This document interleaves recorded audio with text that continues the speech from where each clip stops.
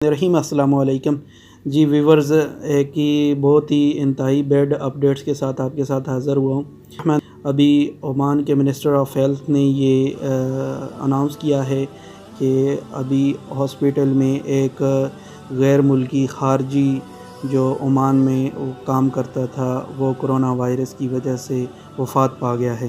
انا للہ و انا الیہ راجعون۔ بہت ہی افسوسناک خبر ہے۔ آپ احتیاط کیجئے، اسپیشلی جو مترا والے ڈویژن میں ہیں وہ لوگ بہت احتیاط کریں، اور کل حکومت فری آپ کو ٹیسٹ کر رہی ہے، اور جن کو کچھ بھی بیماری ہوگی ان کا فری علاج کرے گی۔